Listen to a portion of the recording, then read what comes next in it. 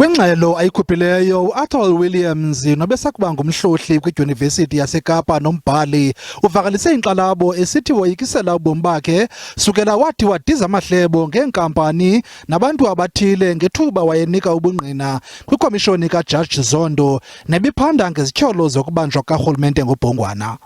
Uthi olu loyiko luzokukhula ngakumbi emva kokubulawa kwegosa eliphezulu lesebe lezempilo kwiphondo laseGauteng. Lo kaWilliams uthi ufumene izilumkiso eziliqela kubahlobo bakhe nakumbutho wesisa ngeyalenqe elijoliswe kuye. Ukwavakalise ukuba kukho nzame zokhuseleko azifumeneyo kurhulumente. I think he's the only person in the world who's got like 5 master's degrees from Ivy League universities. He's a really great person.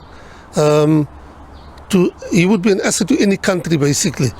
And I've noticed over the past couple of, maybe 2 years or so, the way he was being treated, just because he decided to speak out against state capture and corruption, and he lost his job.